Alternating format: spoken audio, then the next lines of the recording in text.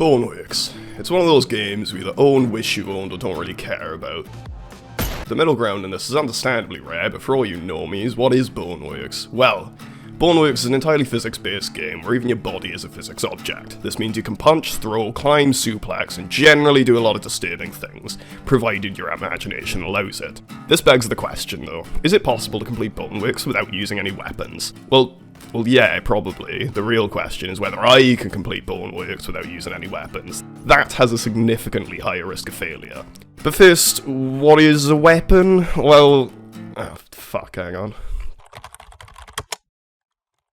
That definition makes this challenge way too easy, to be honest. Can't really say I'm not using weapons if the whole video is just me beating people to death with bricks, pipes, and wrenches, so we're gonna need a new definition. For this video, a weapon is gonna be anything in the environment that I can pick up to cause harm. This gives me the leeway to utilize the full grace and might of the holy curb stomp.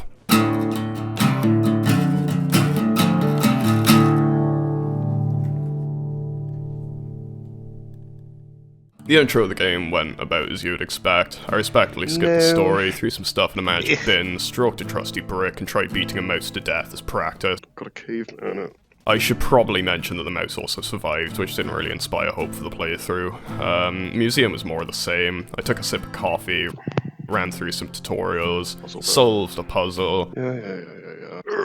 Can I just choose this puzzle? Oh, that was fucking easy, wasn't it? Said goodbye to some friends, then jumped down a big hole bin first. Ultimately, it was rather underwhelming. There you go, I'll be safe. This would be the first real level, with real danger and real progress. This would also be the level in which I discovered the full difficulty of this challenge. The start was pretty uneventful. I longed for a brick. I just want a brick. Considered cheating. Had fun with swing ball and saved. My worries laid in the next room. My first actual enemy. Now, normally you just pick up a nearby brick and go full council estate on them. I tried planning. I'm gonna brute force. But this led to the kind of fight you'd see in an indie thriller movie. I was left with confidence. I'm surprised that worked. I kind of have higher hopes now. Sadly, that confidence only lasted 3 seconds, so I almost immediately ran into issues with wooden beams. And my nemesis. The fucking padlock. Sure, I could have just climbed over. Sure. I could have probably used that brick, as the padlock isn't exactly living, but that felt like cheating. I gathered what little testosterone and strength I had, and...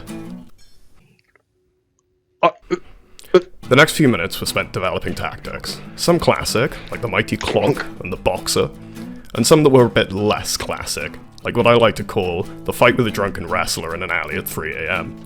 After admitting my limits... You know what, I'm gonna skip that out of me, because otherwise I'm gonna be fucking tired soon. I used one of my newfound friends to find a key and decided the best course of action would be to waste precious energy climbing a cluster of floating blocks. I cheesed the turret bit, committed a crime, used the key, committed another crime, grabbed the blue key, and played with a car. Oh, that's adorable. Naturally, this led to yet another fight, and by the end, I was starting to realise how tired I was. Oh, that was fucking difficult. Thankfully, a puzzle followed. Puzzle bit. Oh, fuck. Giving me a small break. No, I'm cheesing it. It was about as you would expect. Do I need to do this puzzle? No, I can't. Here's the thing though, it's Boneworks, so no. What do I even fucking bring with me then? Oh no. Oh no.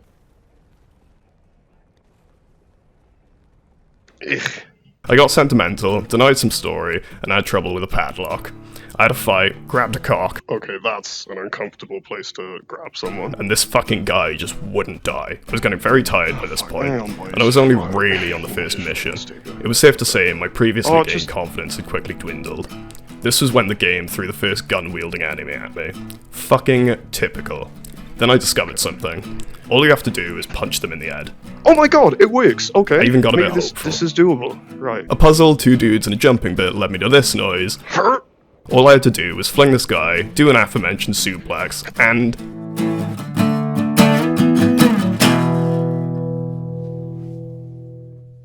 Runoff was a level I was especially worried about while conceiving this challenge. The ungodly amount of guys with guns, coupled with my usual reliance on weapons for this area, meant that I was in for something especially painful. Like all fun areas, it started with a cuck, and almost immediately led to me jumping on a man. Drop on him. After small brawling, I gave up on a padlock, had help from a fence, turned on some generators, and did a minor puzzle. Isn't that meant to... A quick button press realised my anxieties, and I accepted that I was in the shit. Oh no. A quick jump and some clonking revealed the ease at which you can take these enemies out. This revelation, however, was very short-lived, as I almost immediately had to take cover from incoming fire. Right. Another couple clonks led to a dysfunctional ambush, a puzzle that I technically solved, and a fight that left me a little bit too tired. Give me a second, buddy. Oh, I can't even fucking... Thankfully, a save point broke up the action slightly, and I had a relaxing jump through a hole. I made my usual puzzle sounds, stroked a wrench, saved again, propped open a door with a brick, and broke some glass. I kept nearly falling through this grate, which honestly hasn't happened to me before. It's not exactly interesting, I just thought it was worth mentioning. What followed was tiring and hard fought. I even had my first death. Fuck! Safe to say, I learned about strength in numbers and effective use of cover the second time round, abandoning my tactic of running into bullets head first. I said no to another padlock, only to be greeted with a Matrix-style fight and some questionable sounds. Oh dear. Fun was had with barrels. I tactically said no to another padlock, and skipped so many enemies that this challenge may as well be void now. Bye. After a run, jump and slide, I was faced with an eldritch horror and some zombies. Thankfully the game only has you fight the zombies. Not that it mattered though, as I skipped them anyway. Nah. I enjoyed a journey over some buzzsaws, got scared by a jump, Oh my god. and was thankful at the end of the level I was worried about. Done it. There you go, now I'm in sewers.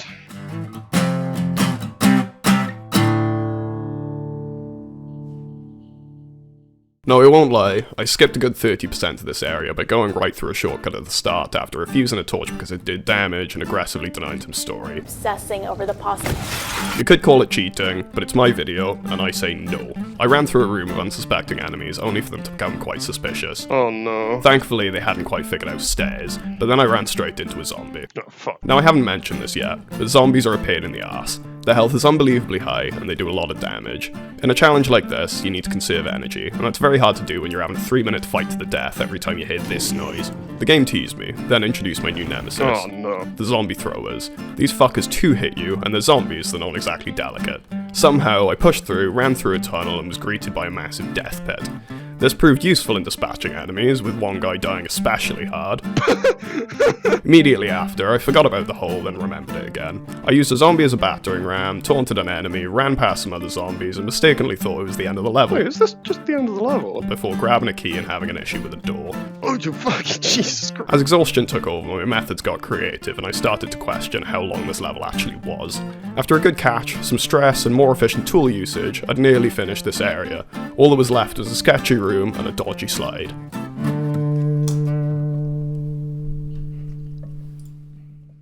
Warehouse was mostly a breeze compared to the previous areas, with almost the whole level being just one room. As usual, I denied some story, climbed over something, and got into a fight.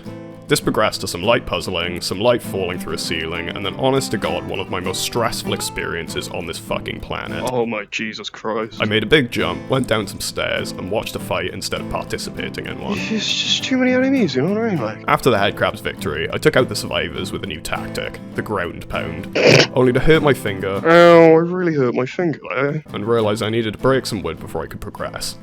The game reintroduced me to an old friend that I had to sadly leave, then threw a gunfight at me. Some punching and a cheeky train hijacking concluded one of the shortest areas in this game.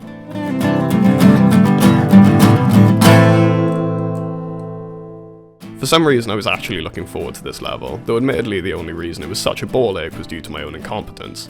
I left the train, continued through the station and was greeted by this very pretty room. Padlock trouble and some zombies led me to getting a key and finding a cart. After a little search around I brawled some zombies, broke a monitor and opened a gate. Now this is when I did something stupid. Now in this section you're supposed to pull that bridge across so it meets the door. That lets you push the button so this door opens and you can ride through. After climbing this bit and skipping the need to go back to the station atrium, I then had a moment and decided that was the right way. I was wrong. After struggling to stop the train, then struggling to get on the platform, I struggled to get in the second train, only to realise that like most trains, it has more than one door. I could have just cut in through it, couldn't I? Some crablets met their maker, I had a bit too much fun with the turret, a save occurred, and I sent another crablet to Sovngarde. Now this next bit, I had no memory of. I do not remember this bit. Maybe it had been retroactively added to the game, but the likely answer is that I'd understandably purged all the memories of this evil section from my smooth brain. The theme of the next half hour became turrets and pain. I tried this way, got in a fight, then got killed by the turret. I went this way, survived the turret, took some cover, and had a fight. I then got killed by the turret. I thought maybe I could outrun the turret and the enemies. I then died to the turret. No. My arms hurt, I was losing hope, and then I found it. Hidden in plain sight like true love. A vent. Some swift dodging and a good hook led me to the end of this painful level. No.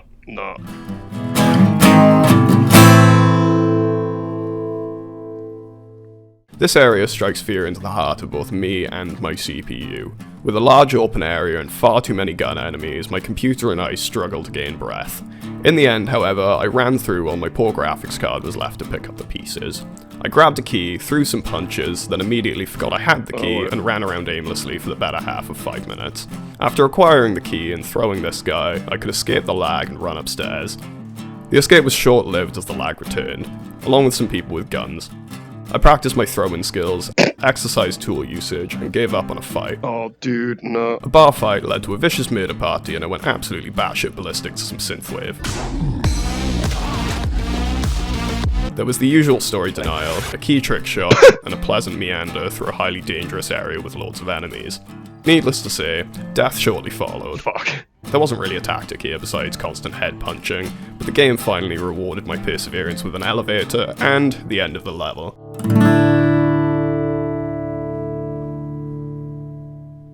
An incredibly short level, Time Tower is more or less a stressful bit with some cannons punctuated by a trippy story sequence.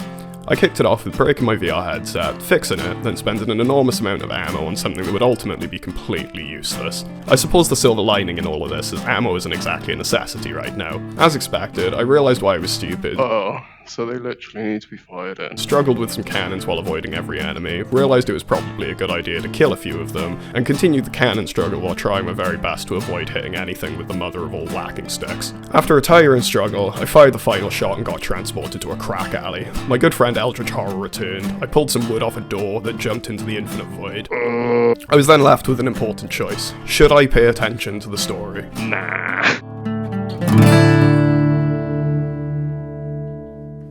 I woke in a cell, greeted by a version of me with a somehow more unsettling stare. I had some fun, technically freed myself, and admired an axe. The only challenge in this area is a small jumping and climbing puzzle with a button. As per usual, I took way too long solving this and needlessly killed someone along the way. The door to the arena was right after this segment. Now I haven't mentioned this up until now, but the recording for this video took place across one day, so by this point, I was exhausted.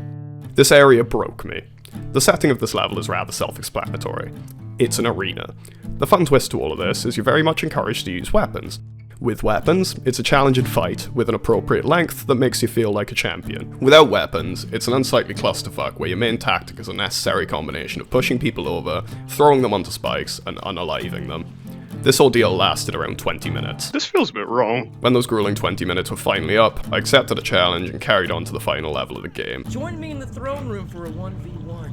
I fucking will.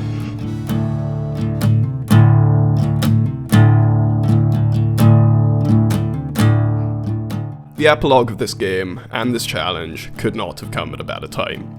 It was verging on 1 in the morning, I was exhausted, and my computer was presumably giving me a tired middle finger while I had the headset on. I was ready for this to end. I was presented with a castle that I took an ashamedly long time to climb in a very pretty room. This was the second from last boss of the game. He said his piece, and then we brawled for a little while, me missing far too many punches to confidently admit to. How? Why can't I fucking... Then after an actually hard fought fight, I fucking totaled him through a vase. I nicked his crown, put it on, then start a fight I probably shouldn't have. The throne room itself led to 2 more counts of story denial and a puzzle. Thankfully the puzzle didn't take that long and I jumped out the map. Fuck, that took way too long. A long run through another infinite void led me to a really big cube, and fittingly, the final boss of the game. This fucker. A gigantic ladder was the last obstacle standing between me and that sweet ending cutscene, and let me tell you now, it's a long-ass ladder. I tried to take advantage of some crowbars, only to realise that it was a stupid idea and went for more traditional methods of ladder climbing. Sadly, as grueling as it was, and as fitting as it is for the final boss of Boneworks, a game where you learn to interact with the world in a virtual body, there's not much to be said about the experience beside the ladder was very long. But finally, after minutes of climbing, 1 more spiked ladder, and a cutscene I actually watched, I'd done it. I'd completed Boneworks without using any weapons. Now, is this something I'd recommend doing? No, not really. It's been 2 days and my arm still hurts. It was intense, but not impossible. I'd go as far as to say most people could do it. There just isn't really much point in doing it in the first place. I'd answered my question though. I can do it. And isn't that really all I was trying to prove? Finally, I pondered the great question anyone should ask when engaging in such hardships. Had I learnt anything? No.